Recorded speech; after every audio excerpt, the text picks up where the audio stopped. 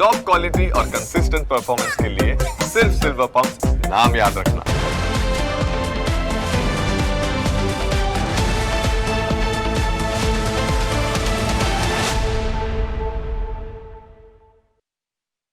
નમસ્કાર, તમને સ્પર્શતા તમામ સમાચારોની છે અમને ફિકર ને એટલે જ હું આપના માટે લઈને આવ્યો છું પ્રાઇમ 9 વિથ જીગર. પ્રાઇમ 9માં આજે 4 અલગ અલગ મુદ્દાઓની વાત કરીશું. પહેલો મુદ્દો, પોલીસ અધિકારીના માતા પિતાની હત્યા થવા પાછળની હકીકત શું છે તેનો છે. બીજો મુદ્દો, છોટાઉદેપુર, ઉના અને વલસાડમાં રૂંધાયેલા વિકાસનો છે. ત્રીજો મુદ્દો, બજારમાં ટલ્લી થઈને ફરતા સાબરકાંઠાના પોલીસ કર્મીનો છે.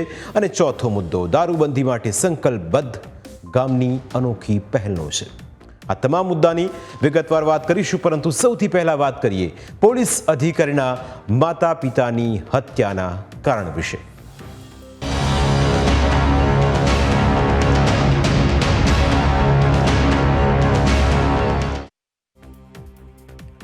પોલીસનો ડર સૌને લાગે, ગુંડા હોય કે પછી સામાન્ય માણસ. પોલીસનું નામ પડે એટલે સૌ કોઈ ફફડવા લાગે.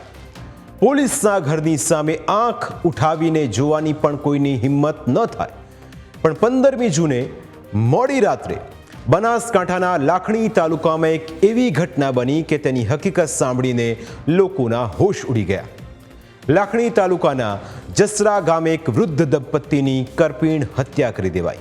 અને આ વૃદ્ધ દંપતી બીજું કોઈ નહીં પણ સ્ટેટ મોનિટરિંગ સેલમાં ફરજ બજાવતા પીઆઈ અજમલ ચૌધરીના વૃદ્ધ માતા પિતા હતા. પોતાના માતા પિતાની હત્યા થઈ હોવાની જાણ થતાં જ પીઆઈ અજમલના પગ તળેથી જમીન સરકી ગઈ.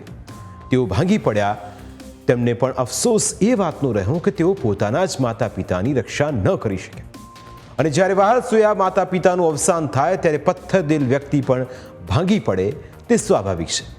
અજમલ જ્યારે ઘરે આવ્યા ત્યારે તેઓ માતા પિતાના મૃતદેહ પાસે જઈને ધ્રુસકે ને ધ્રુસકે રડી પડ્યા. બીજી તરફ ખુદ પીઆઈના માતા પિતાની એક સાથે ક્રૂરતાપૂર્વક હત્યા કરવામાં આવતા ગ્રામજનો પણ મોટી સંખ્યામાં ઉમટી પડ્યા. ગ્રામજનો પણ એ જાણવા આતુર હતા કે આખરે હત્યાને અંજામ આપનાર કોણ હશે.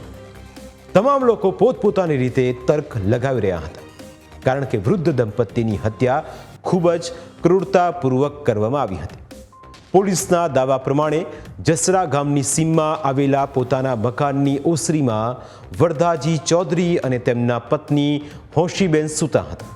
આ દરમિયાન 2 આરોપી તેમના ઘરમાં પ્રવેશ્યા અને તીક્ષ્ણ હથિયારના ઘા ઝીંકીને વૃદ્ધ દંપતીની હત્યા કરી નાખી. ત્યાર પછી નરાધમોએ વૃદ્ધાના પગ કાપીને તેમને પહેરેલા ચાંદીના જાડા કડા કાઢી લીધા અને કાનમાં પહેરેલી બુટ્ટી પણ કાઢી લીધી. આ ઉપરાંત શરીર પરના તમામ દાગીના અને ઘરની તિજોરીમાંથી પણ દાગીના કાઢી લીધા. ત્યારબાદ આરોપીઓ ત્યાંથી ફરાર થઈ ગયા. ઘટના બાદ સીધી સવાર પડે છે. વહેલી સવારે બાજુમાં રહેતી એક મહિલા પશુઓને પાણી પીવડાવવા માટે આવી ત્યારે તેણે વૃદ્ધ દંપતીને લોહી લુહાણ હાલતમાં જોયા અને તાત્કાલિક તેમના પરિવાર અને ગ્રામજનોને જાણ કરી. ગામના સરપંચે તાત્કાલિક પોલીસને પણ જાણ કરી. ઘટનાની જાણ થતાં જ જિલ્લા પોલીસ વડા અક્ષયરાજ મકવાણા પોતાના કાફલા સાથે સ્થળ પર પહોંચ્યા. તેમણે ઘટનાની તપાસ માટે તાત્કાલિક 8 ટીમો બનાવી, જેમાં 112 પોલીસ કર્મીઓ હતા.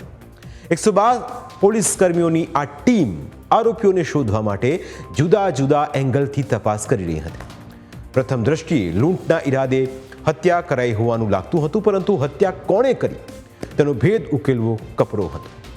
કારણ કે પીઆઈનું ઘર ખેતરની વચ્ચે આવેલું છે, ત્યાં કોઈ સીસીટીવી ફૂટેજ ન હતા લાગેલા, જેથી પોલીસ માટે આરોપીઓ સુધી પહોંચવાનો સૌથી મોટો પડકાર હતો.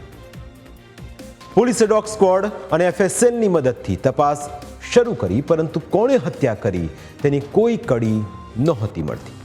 આ પ્રકારની હત્યાની ઘટનાઓ મધ્યપ્રદેશમાં પણ બની હતી, જેથી પોલીસે એક ટીમને મધ્યપ્રદેશ પણ રવાના કરી.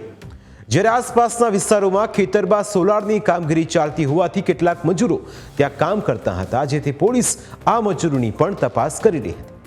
ખૂબ પ્રયત્નો છતાં પોલીસને કોઈ જ કડી નહોતી મળી. આખરે હવે પોલીસ પાસે એક જ રસ્તો હતો કે ટેકનિકલ સર્વેલન્સના આધારે આરોપીઓ સુધી પહોંચવું. બીજી તરફ આરોપીઓ પણ પહેલેથી જ જાણતા હતા કે ફોન કોલના આધારે પોલીસ તેમને પકડી શકે છે, જેથી તેઓએ ઘટના પહેલાં જ પોતાના ફોન સ્વિચ ઓફ કરી નાખ્યા હતા। આરોપીઓએ હત્યાનો ફૂલ પ્રૂફ પ્લાન બનાવ્યો હતો। તેમને લાગતું હતું કે પોલીસ તેમને કોઈપણ રીતે નહીં પકડી શકે, પરંતુ પોતાની દીકરીના ફોનમાંથી આરોપી શામળ પટેલે પોતાના દીકરાને કોલ કર્યો અને આ કોલ પોલીસને હત્યાનો ભેદ ઉકેલવા માટે મદદરૂપ સાબિત થયો। પોલીસે એક કોલના આધારે ચારેય આરોપીઓની 36 કલાકમાં જ ધરપકડ કરી, પરંતુ આરોપીઓએ હત્યાનો પ્લાન કેમ બનાવ્યો હતો અને પોલીસ તેમના સુધી કેવી રીતે પહોંચી તેની કહાણી પણ રસપ્રદ છે। આ કેસનો મુખ્ય આરોપી સુરેશ પટેલ છે। તે કાળા જાદુનો જાણકાર હોવાનો તેનો દાવો છે, જ્યારે આ કામમાં સુરેશના મામા ઉમા પટેલ પણ જાણકાર છે। બંને પોતાના ગુરુ દિલીપ ઠાકોરના કહેવાથી જ હત્યાની ઘટનાને અંજામ આપ્યો હતો તેવો દાવો છે। સુરેશ પટેલ પીઆઈ અજમલના માતા પિતા જ્યાં રહેતા હતા તેની બાજુમાં જ રહેતો હતો। સુરેશ પટેલે લોકો પાસેથી રૂપિયા લઈને પોતાનું આલિશાન મકાન બાંધ્યું હતું। તેના માટે ખૂબ જ દેવું થઈ ગયું હતું। તેણે પોતાના લેણદારોને ચેક પણ આપી રાખ્યા હતા, પણ ખાતામાં બેલેન્સ ન હતું। આર્થિક સંકળામણમાં આવેલો સુરેશ પોતાની મુશ્કેલી દૂર કરવા નજીકના ગામમાં રહેતા પોતાના ગુરુ દિલીપ ઠાકોર પાસે ગયો અને ત્યાં દિલીપે તેને કહ્યું કે જો કોઈની હત્યા કરશો તો આ રીતે ધન પ્રાપ્તિ થશે।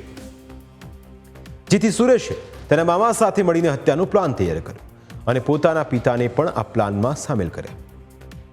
આખા પ્રકરણમાં સુરેશ પટેલ અને તેના પિતાએ વૃદ્ધ દંપતીની હત્યાને અંજામ આપ્યો અને રાતના સન્નાટામાં કોઈ પણ પ્રકારે બીજા લોકોને હત્યાની ખબર ન પડે તે માટે ઉમા પટેલ એટલે કે સુરેશના મામાએ ખેતરમાં થ્રેશર ચાલુ કર્યું, જેથી વૃદ્ધ દંપતીનો અવાજ કોઈના સુધી પહોંચે નહીં અને જેવું પણ સાબિત થાય કે રાત્રે તેઓ ખેતરમાં કામ કરી રહ્યા હતા। પોલીસનું કહેવું છે કે ઘટનાને અંજામ આપ્યા બાદ શામળ પટેલને છોડીને મામા ભાણિયા બાજુના ગામમાં દિલીપને મળવા ગયા। આ દરમિયાન તેમણે એક ડૉક્ટર પાસે પેટમાં દુખાવો થતો હોવાનું નાટક કરીને ઇન્જેક્શન પણ લીધું, જેથી એવું સાબિત કરી શકાય કે તેઓ ઘટના સમયે હાજર ન હતા। એટલું જ નહીં, સુરેશે દિલીપના ઘરે લોહીથી લથબથ ધાર્યું પણ સાફ કર્યું હતું અને સ્નાન પણ કર્યું હતું।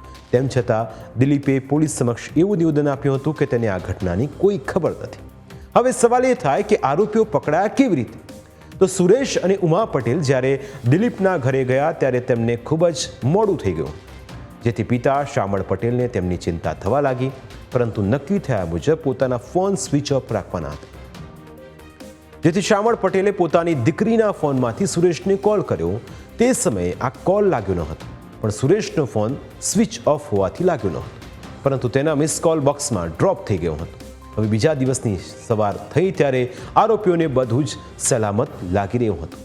તેમણે થોડા કલાકો પછી પોતાના ફોન સ્વિચ ઓન કર્યા।